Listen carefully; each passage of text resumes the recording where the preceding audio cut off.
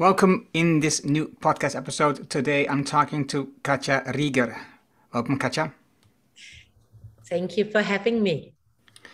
Katja lives in Switzerland. She's been living in several places all over the world. We will come to that later on, hopefully. And you are now the founder of two companies, Ripple Effect and Exponential. That's correct. In Ripple Effect, you talk about that you can create a ripple in the world with just something small. What is it? Because you have been working with two large companies before in the financial and insurance environment, and we will come to that later on. But what is it that you want to create ripples in the world? Well, I did come from large companies, and there you're a little bit a cog in a machinery. And one of the reasons for me to step out was to make an impact. But then I realized that I cannot change people. I can just leave a kind word, give a suggestion, maybe give a training, maybe advise and coach a little bit, and let them choose to change and which change they want. So the picture I always had is of waves. They may be small, but they never end. They go on and on and on. And I don't know who they finally touch, but touch they will. Well, I remember when I was younger, and maybe even when I was older, with my own kids, you try to skid a stone across the water, you get these ripples, but the ripples do end at the end of the water. How do you see that picture? So first of all, the way I kind of see it is philosophical. Obviously, the further away it gets from me, the number one, less control I have. And number two, most likely the ripple becomes less. So the ending is not a concern because it is a constant role modeling, a constant behaving in the way I want to see my world. And I will touch some people. A lot of them, I won't even know about it. But just to use another example, there's this beautiful movie. It's a Christmas movie about a person who is so desperate because his life is so bad. And then an angel does him a favor and shows him the world, how the world would be if he wouldn't have been. And the point is, we all leave ripples. We all make an impact. It's our choice if it's a good one or a bad one, because we do often inadvertently, we cause harm and hurt. There's no question about it. But we can choose very consciously to do more good than bad. So I see your point, and I also think you say, I want to make an impact. But what is it? How would you translate? How would you describe making an impact? That's a good question, and it changed the more I thought about it. When you're younger, you want to make a big splash. You want to be known, and there's quite a bit of ego in it as well. And the more you mature, the older you get, and I do have the gray hair to prove it, the more you realize that it's not about the big splash. And it's certainly not that helpful if it's ego-driven, And let's be real, we all have to a certain amount ego, and let's not be too harsh on ourselves. But the motivation should be that we believe in something, the being good to others, and it can be something really small, which I now believe. I do believe that when I role model kindness, every day in little things, smiling at a stranger, offering to help to a stranger, giving a nice compliment just out of the blue, all of these little things are these little ripples, which make a little bit of a difference. And it's more the steadiness and it's more the habit that I built that creates the larger impact over time. I hope anyway. Okay, that's interesting. I have two questions from this. And I always do this to say that because I don't want to forget the other one, right? So first, you say that you've kind of changed the view on impact, and in the beginning, it's when you're younger, it's more about ego. So, and now you talk about all these small things that also have impact. What was your idea of impact when you started your first company? Yeah, to some extent. And actually, I was already on the journey when I started my company. So when I was younger in my career, my idea of impact was that I'd be the boss. I could create the kind of environment, and we all together would reach the kind of goals which I envisioned. A lot of I. And I had good intent. I didn't want to get rich or rip off people or whatever, but it was very self-centered. And the challenge which you will get when you're very self-centered and think I a lot is, number one, people will not like you all that much. And number two, you will not get the best ideas. And over time, and in particular, when I started leading people, I realized that you only get the best ideas when you're creating room for everybody to share their ideas. And it has two immediate great effects. One is everybody who shares their ideas feel a little bit of ownership for the end result. We call it empowerment or whatever. And it really helps to move something. And the other point is other people have great ideas, and oftentimes better ones than I did. So I learned to really, nowadays it's called co-create. In that time, it was just teamwork and collaboration. And to create something beautiful, you need diverse perspective and you need many voices.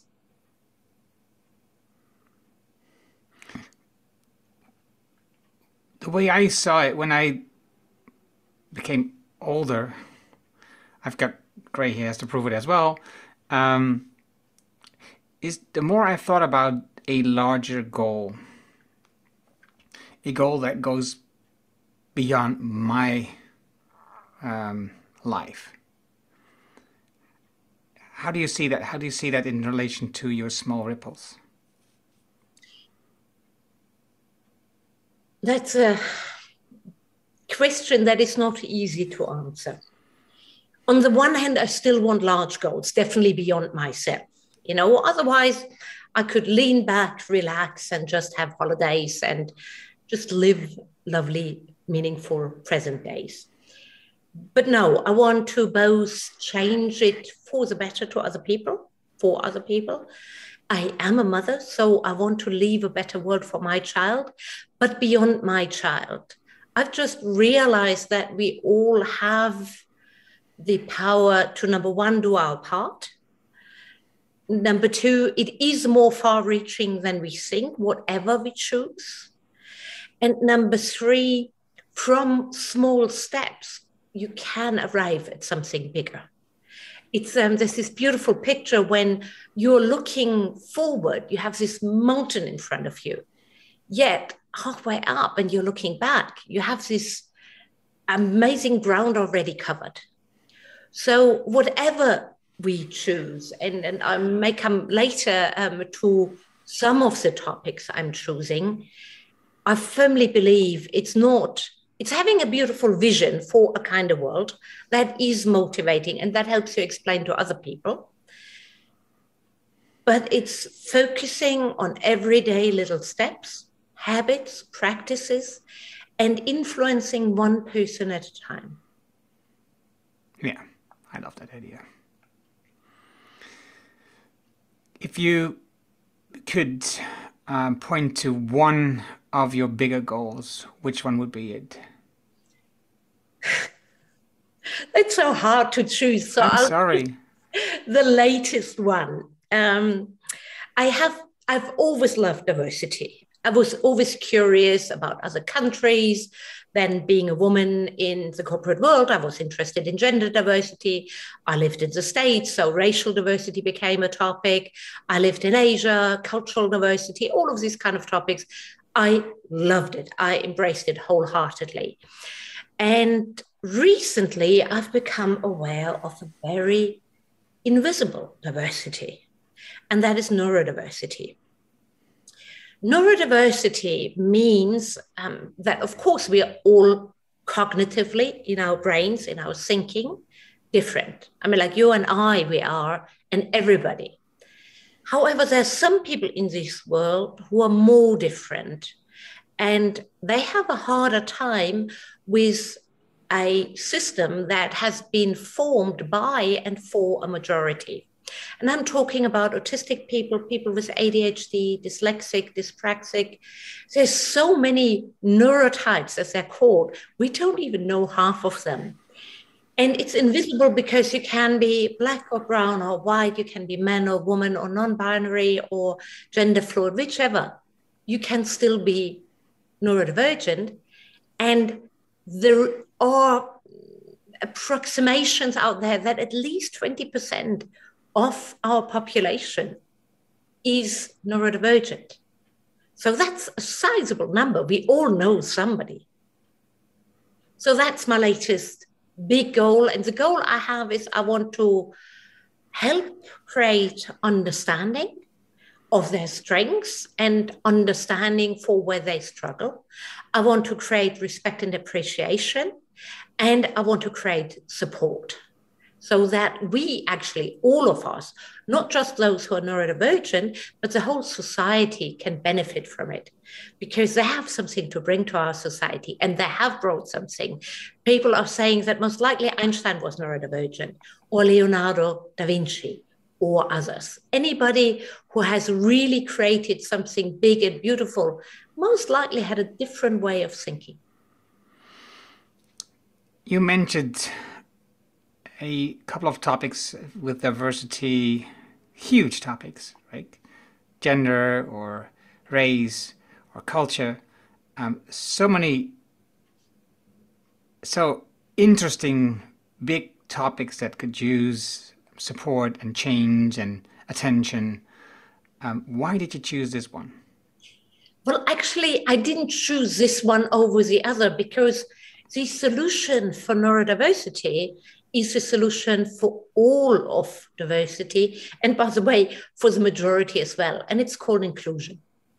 What I mean by inclusion is that we are getting curious about others, that we acquire inclusive skills like listening, that we learn how to suspend our judgment and our assumptions.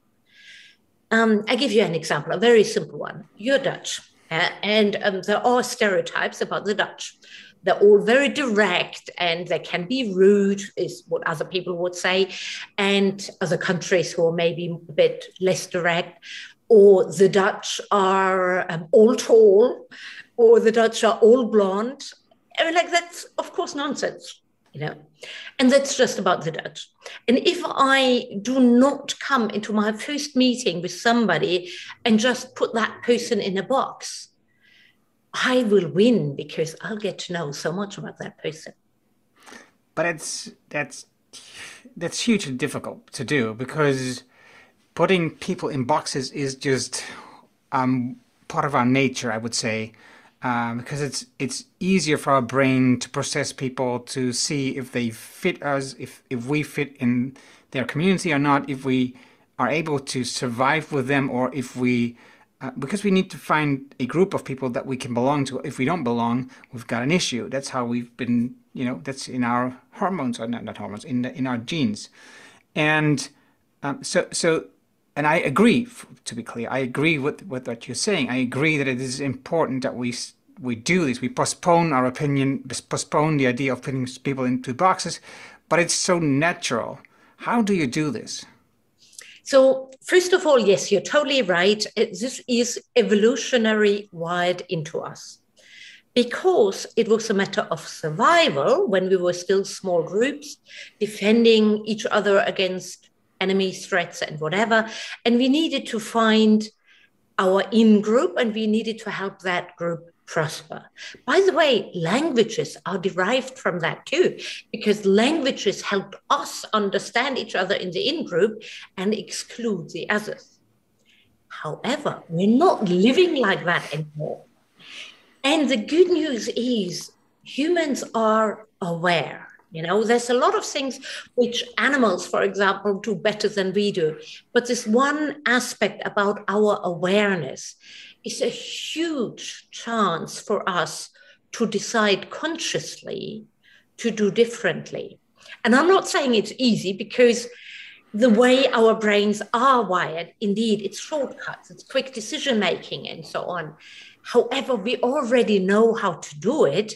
And now it gets back into steady steps and a certain way to embed our new behaviors.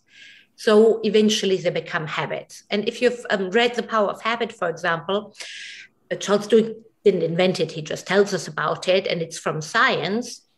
A new habit is formed when we become aware of the three sums. There's a trigger, for example, me meeting a new person. Yeah? That's always a trigger for me to react. And now I know that consciously. Then there is the behavior. The behavior is the judgment. Yeah? I see the new person, I straight away put that person into a box. And the gratification for me will be feeling good because I was right. It's a self-fulfilling prophecy, because if I put a person into a box, a good box, I will like that person regardless if that person is likable or not, because that's the kind of data I will then perceive about the person. If I put the person in the bad box, I will be right too, because that's just the data I will look for. So I get this gratification, the reaction in my brain that, I was right again. But now that we know it, we can break that cycle. And we can't just get rid of old habits or acquire new ones, but we can replace old habits. And this is what we can do steadily and with a lot of patience. You've been working in these two large companies, General Electric and Swiss Reed. Right, Swiss Reed. Do you see a change of how these organizations handle inclusion? Yes, of course. I mean, like, these organizations are made by people and people learn. I do see still a danger because a lot of these big organizations in particular, they use a one-size-fits-all principle very often. And they very often do a little bit of tick the box kind of training. And if it's mandatory, it doesn't help either. What I would recommend to most of these corporations, and what I have recommended in the past, is actually to create dialogue around it and to translate some of the values which we have with very concrete behaviors and skills, because that makes it tangible. So some companies have very successfully done that, but a lot of companies are still struggling because they embrace the right values, but you don't feel it on the ground. You talk about strategy and culture. That's what you do in your consulting and training for these organizations. I assume that, I think it's better to ask the question, not assume. So is inclusion part of your training as a part of culture, cultural change, improve the culture? I will give the client what they're asking for. However, I know that inclusive behaviors are some of those keystone behaviors for success. So if they're not asking me for a D&I strategy, of course, I'm not going there and giving them one, but I will invite them into discussions. I will raise certain topics for them to talk about and explore. I will invite people from the out groups within the company to share their perspectives. And by the way, that has very rational reasons too. Amongst other things, I help them with their risk culture and their risk awareness. And one of the biggest dangers for risk management is our blindness to certain risks. So when I create inclusion for people to raise their voice or their concerns, I don't create it, but I create the environment and the skills and the space. Then suddenly leadership hears perspectives which they may not have heard otherwise. So there is a real business driver for creating safe, inclusive environments. So to some extent, it will be in most of what I deliver to the client.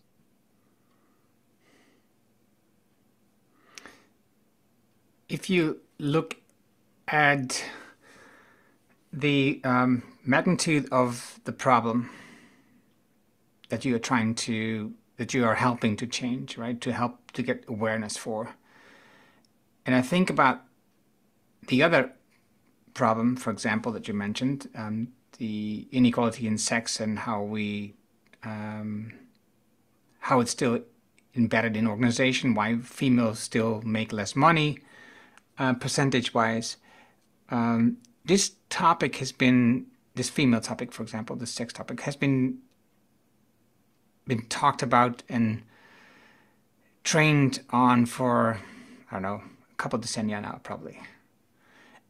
And it is changing, but it's still a long way from at the right place. We can see many places where once there's more women in the workplace, they tend to make a lot less money.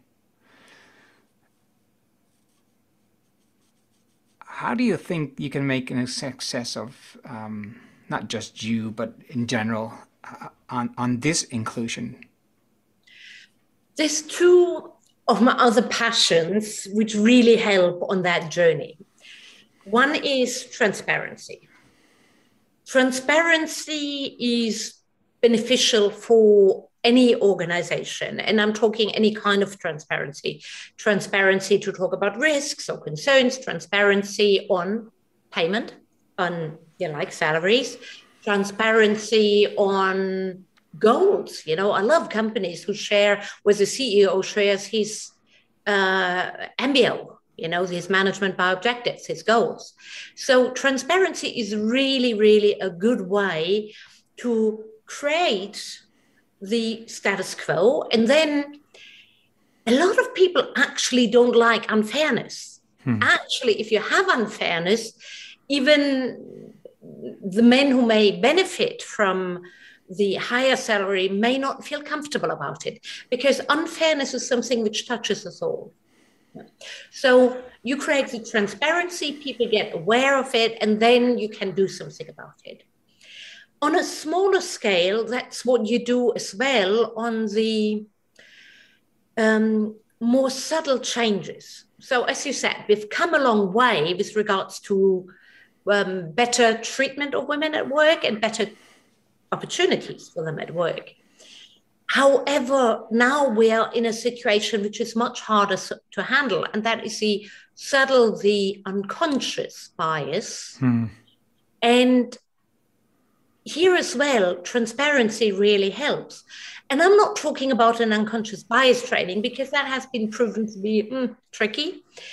But if a man, for example, doesn't really, I don't want to say doesn't respect, but has some notions about a woman's place, you will hear that person, for example, tell a silly joke or make a disparaging remark or talk over a woman in a meeting, etc.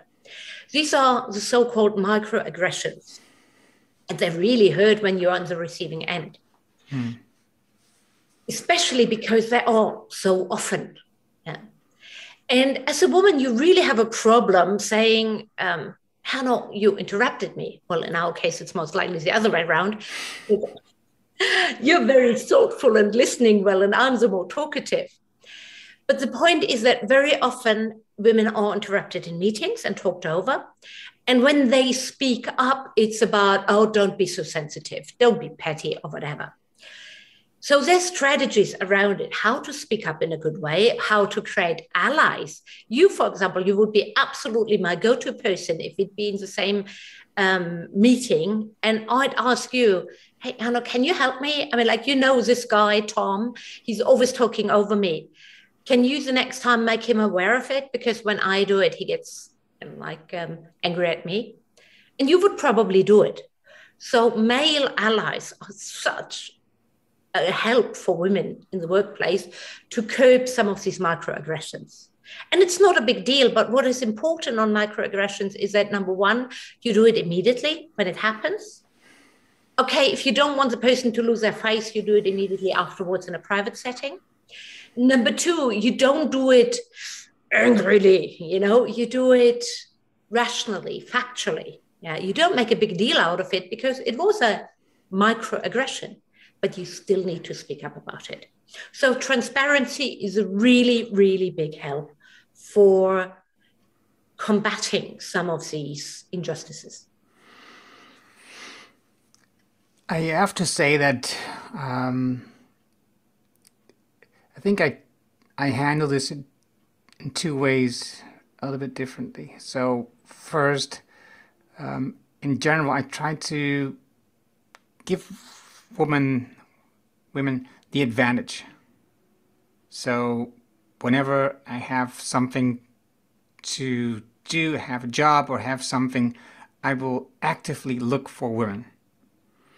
Because I was just talking to a friend Friday, and he's an entrepreneur as well, and we talked about the news and everything was going on in the world, and at some point also we talked about that we have so many opposites today, right? So we have strong positions and we fight against each other instead of looking for the things that we agree upon, right? We look for things that we don't agree upon.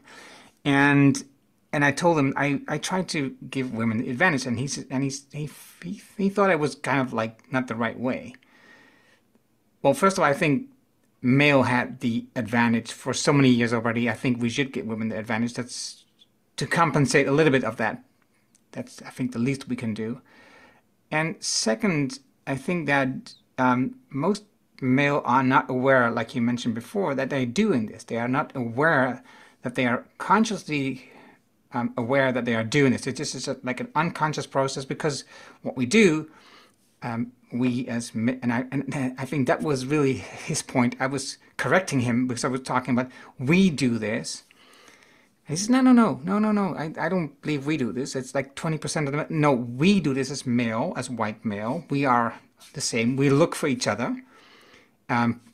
You, as I, probably have like 80% of our network is male, white, right? So we have people that look like us that we look for, and we can actively look for people that look different. And so that's one part.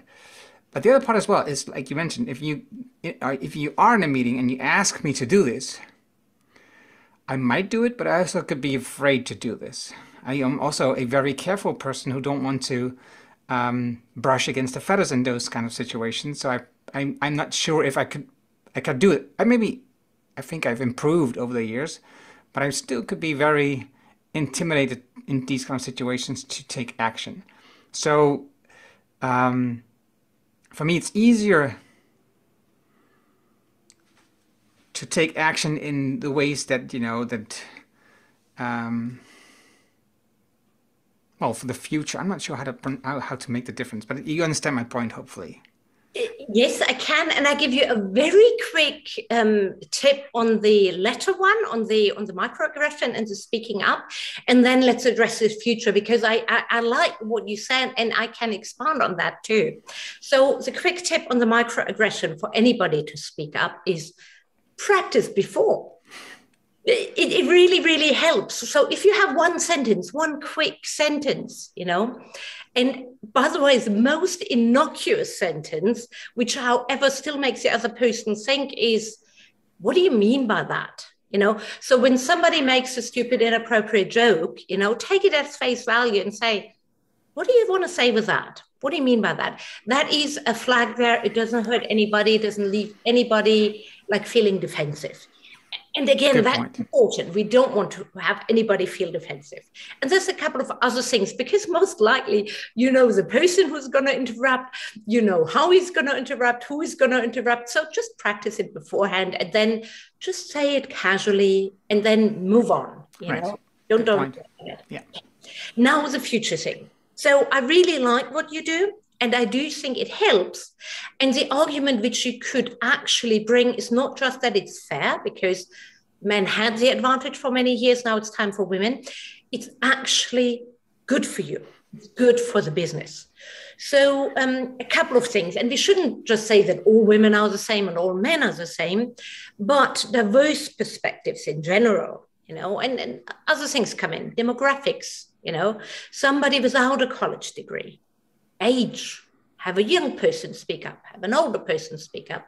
All of these kind of things are good for decision making. So it's not just about fairness, even though that should be enough, but it is about coming, in particular in the exploratory phase, to as many inputs as possible. Secondly, a lot of women, not all, and unfortunately some of the wrong ones are sometimes promoted to the decision maker roles, because organizations look for a quota instead of looking for the skills. So it doesn't help us women when the woman who is getting promoted is as toxic, if not more so, than some of the already existing managers, you know. What we want actually in leadership positions are people with emotional intelligence, and there are men and women there. However, again, evolutionary, women had to learn it more than men, because men had their strengths, you know, men had the system speaking in their favor. So women understand nuances, and they often know a way how to speak up without putting the other person on the spot. And I've observed quite often that in very senior groups, it is the woman who's like summarize and gets all of the opinions together when it's like one against the other, you know, and brings them back together into the dialogue. So there's so many advantages of having different styles. And yes, sometimes they're gender driven, and different skills in your decision-making body. I am reading the book Autokorrektur. It's a German book by Katja Rieger. And it's not about autocorrections in spelling. It's about correcting the idea of the car in society. And it's a very appropriate topic for Germany, because it's a very car-driven society and has a lot of car manufacturers. So she's up against a lot of forces in Germany. But the thing that I like about her book, and I thought was interesting and opened my eyes on some points when we talk about female inclusion, is how smart, in not the right way, they have created the way we organize the city, the outer city, where it's necessary to have a car, and especially when the woman is responsible for taking care of the children, and the man is just going to town, to the center, to work, and comes back in the evening. But the woman has to, you know, take the kids everywhere and needs to see a doctor, and the doctor is moved away from the smaller areas, and I thought, yeah, it's just weird that this has evolved in such a way that it's so invisible if you don't see it. And I thought that was a really smart point of this book, that, you know, the way that we look at the car and the way that we look at it's created mostly for men. And that's interesting. So if you look at your topic on intelligence diversity, how do you see that is the way that the systems are set up today? Does make it very difficult to see that, it's not set up for those 20%. It's very true. And there is something very true to what we said before. Systems, there were not a group of like shady men developing the system with the intent that it worked out that way. All systems have a way to reinforce themselves. You know, that's just wherever you look like. And it's very hard to break out of it. It does need deliberate action and alternative offers. So with the car, for example, we need public transport, better ones, you know, just to have an alternative. And you need enough, I mean, like it's not just the alternative, but you need to create the acceptance and the change, etc. Now, for the topic of neurodiversity, the very first barrier are the schools. Unfortunately, the schools have been designed in the industrial age. And the original idea of schools, and I'm quoting here one of my favorite TED talkers, Sir Kenneth Robinson, who unfortunately died, they've been made to create little robots. Yeah, I mean, like people were supposed to learn to read so they could perform better in the factories, you know, and kids needed to go to school so that people could work and so on. And unfortunately, school hasn't changed all that much since that time. Okay, we have less hours, etc. But there's a lot of in the system which is focused at a certain group, you know, and everything which is outside of that group really falls off. Now, we have become better in the last decades, that we become more inclusive, but the inclusion is a bit patriarchal, if you wish. It's not patriarchal, but according to the system, because we say the system is the norm, and all the others need to be helped to perform like the norm. So as an example, if you're dyslexic, which is one of the biggest problems in schools, and actually therefore caught very early, is you cannot perform in school if you can't read. And dyslexics are not stupid, but they feel like stupid, and the teachers think they're stupid, and a lot of the other kids think they're stupid. And the kid will have to work really, really hard. And fortunately, for a lot of dyslexic kids, they're very smart. So they somehow catch up and kind of learn how to read, or they learn workarounds, but it takes a huge amount of concentration and cognitive strengths. So there's not enough time to explore their other strengths. And people like Richard Branson, for example, they had a good family at home who supported them, so they didn't despair. And they were very creative, and they had a different way. Dyslexia means you process information differently. Most neurodivergence means you process information differently. Yeah? And he became very successful because of it. However, Eric Adams, the mayor of New York, who is, by the way, dyslexic himself, he said to reduce the crime rate, screen for dyslexia in school.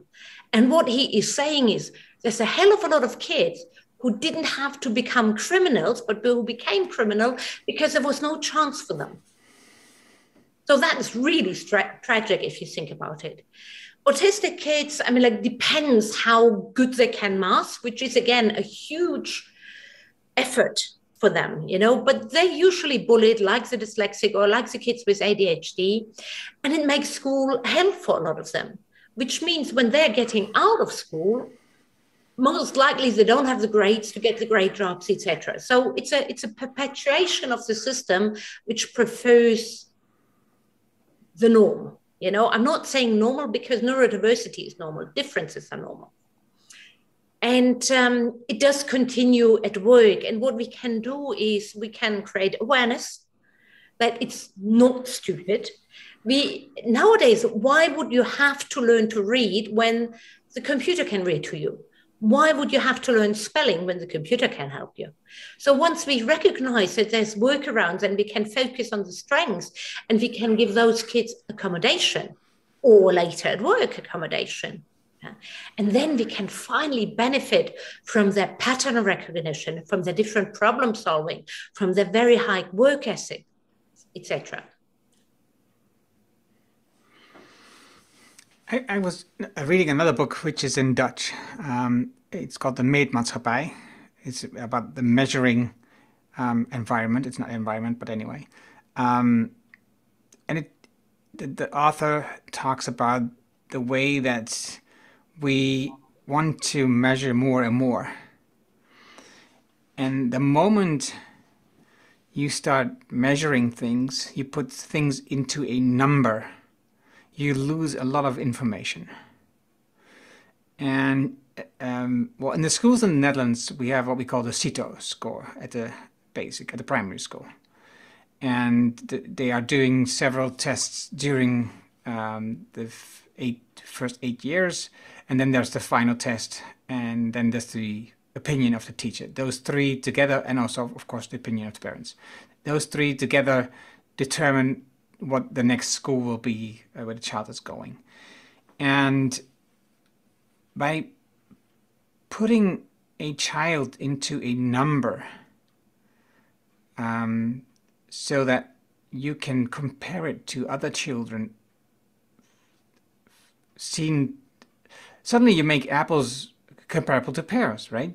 Because you put them both into a number. Like if you say, on average, an apple tastes like a 4, and a pear, for most people who enjoy pears, also tastes like a 4.3, right? So then you can see, oh, now you can compare apples and pears, but they are completely different fruits. And you may not like them or you may like them. So I think that the whole idea of trying to measure everything, even though that we love doing this as a person, as a individual, we love measuring stuff and we love comparing ourselves to other people to see if we advance faster, if we become better faster, if we finish earlier. There's so many things that we love measure and compare us with others. But there's also a couple of things I think, like school, it looks like it's necessary if you want to build a school with so many students or pupils or people. But it just ruins everything. It just, like Sir Chris Henderson said, it just kills creativity, right? So what do you... I was thinking about this transparency thing, right? In the Netherlands, I've read about tests where we don't have a photo on the resume. You don't have a last name on the resume, not even a first name. So you can see the gender, you can see the culture, where they're coming from. You can see all these things that people use in an instant to put people into a box. Do you think it would be a good thing or a bad thing to put on what neuro perspective you are? That's a good question. And actually, LinkedIn allows you currently, at least with dyslexia, because of Richard Branson and Kate Gregson and all of them, to list dyslexic thinking as your strengths. Oh. And it is a strength because a lot of famous architects, actors, entrepreneurs, Nobel Prize winners have been either dyslexic or neurodiverse or whatever. So dyslexic thinking is currently a strength in LinkedIn, and LinkedIn is pretty powerful. There's more and more people who are coming out with their autism as well. And there has been more and more research and that there are very often strengths correlated with it. And as well, it's very obvious that you can then ask for certain accommodations. So what a lot of people do is they put the AU after their name, So more and more people are coming out with it, which helps. But let me go back a little bit to the question of numbers. I'm not against numbers, actually, but it's intellectually lazy to let numbers make the decision for us. Yeah? Numbers are good approximation. They can help us measure ourselves to get better. They can help us make a rough comparison. I mean, it's really helpful. But if that's all you look at, that is just plain lazy. And yes, it's hard. And I haven't come up with a better way than the grades, but I believe it does need bold and creative ways to transform our schools so we can develop the schools in what we really need. Kenneth Robinson actually said that they kill those traits, not just creativity, but all those traits which we need for the future of work. The founder of Alibaba, Jack Ma, said the same thing. We can't compete on knowledge, which is currently what is graded at school. With AI, we can't. They are already better than we are. However, we still can build relationships. We still can make these intuitive jumps. We can be creative. We can co-create. There's just so much we humans can do. So, and yes, it's impossible to put a number behind the ability to build relationships. But when you go into a company and you ask around, well, who are the people you respect most? Actually, most people would not name a handful of people. So somehow we know, even if we don't give them a number. I'm not sure if I understood the last part about the respect and the number part. So respect is hard to measure, it's like creativity. It's hard to measure. Okay, yes. Yes. And the point is we still know. Right, I got it. Yes. I got it. So yeah. So respect is hard to measure. So you can't just put a number on it, but we know by interacting with people if we respect someone. I got it now. Thank you. But do you think it will help in the, just to come back to my question, sorry, in the hiring process, if we would list that we belong to the 20%, or would it be causing just more rejections? Currently, it would potentially still cause rejections because we're not far enough with awareness and appreciation. I personally, but I'm very independent now, is I would always list it because that's part of me. And I want the people to get the real me and not me coming in and then struggling afterwards. It's a judgment call. I'm not sure if our companies are ready yet. In some countries, you could actually use it. In UK, for example, they have a very strong Disability Act. And a lot of the neurotypes, they are very often a disability as well. And therefore, you may have a protection against discrimination, for example. So it's country specific, it's company specific, and person specific.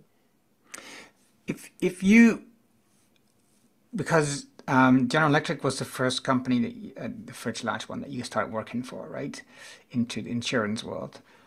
If you would go back now to that company, what would be the first thing that you wanted to change there? Well, the General Electric of that time is not the General Electric of today. So I'm thinking of the old company, which I joined at that time. I fit in really, really well. They had what they call the 4E. And it was like energy, execute, extroversion, edge, something like that. And while it suited me, it was very narrow. They called it in MBTI, they had the ENTJ or the ESTJ. Those were the people they looked for. And I would tell them, no, look for diversity. There's some great people who are introvert. Get them. You need them for balance. So that is what I would change. Right. What is the most asked question for you in your current work that you do? From companies, obviously. Yes. So the most asked question is actually, well, how can you measure culture, or how can you create culture? How can you measure culture? That's an interesting question.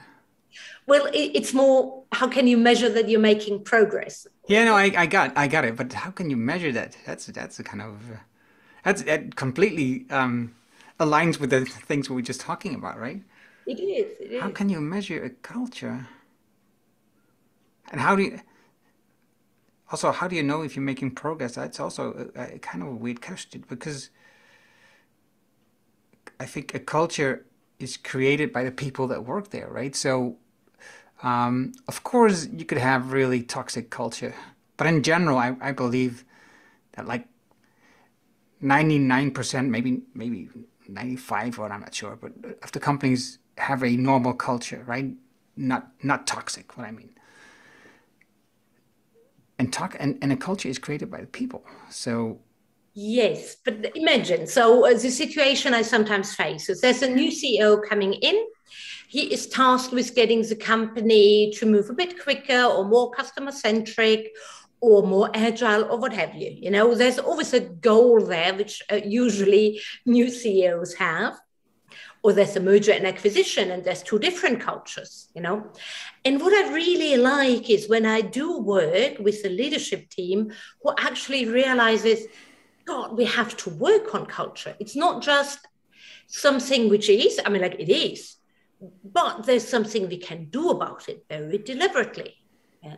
So when I'm called, I do work with companies or with leadership teams or CEOs who actually already know there is a status quo and it is a culture, and I am envisioning a different kind of culture which is going to be beneficial for us in this day and age to achieve whatever goals. Yeah. And you can measure approximately culture. You know, I mean, like you do it with surveys, for example. You ask some people qualitative surveys, but some. I have a questionnaire which I use. You know, which I walk through a company. I don't even ask people questions. I just observe things. I observe open door, closed door. I observe, do people talk to each other? I observe, do they get together casually or is everybody in the office? I observe, are people smiling? And of course, I'm taking culture into account, you know. There's just so many things which you can notice when you walk a place, obviously pre-COVID. There's even things which you can notice when you are in a Zoom call. Yeah. So there's a hell of a lot of things which you can put down and then come to a conclusion, not a number, but to a conclusion. But because I'm working very often in a numbers-driven environment, I can give them not a number on a scale 1 to 10 or whatever, but I can give them certain aspects, yeah, where they score high and certain aspects where they score lower. And that gives us a focus area to work on. Psychological safety, collaboration, decisiveness, you know, and it depends sometimes on their needs as well. right. Well, Katja, I think I can ask you still a lot of questions and learn so much more from you, but I also have to be thoughtful about your time. So thank you very much about talking to me about, well, diversity in general, inclusion in general, but in particular neuro inclusion. I think it's a really interesting topic, which I haven't given much thought to. Although my daughter has like a small type of dyslexia. But like I said, because when they in the school, they at some point asked us to do like a test on this part, and I said, no, I don't want to do a test. I don't think it is fair to put a label on her saying that she's dyslexic and that's why we can treat her differently.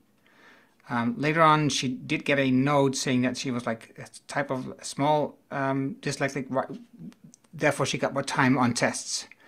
Other than that, she didn't get any other treatment, specific treatment in school, which I think was really important to me for sure, because I think that the moment I think it's the same with ADHD, right? If you get the label, you can give them medicine, and I think that's not something what we want to do, because it in general just means we could just, like you said in the beginning or somewhere in the middle, how we can get them to get to the norm, and And I think then we waste a lot of potential there.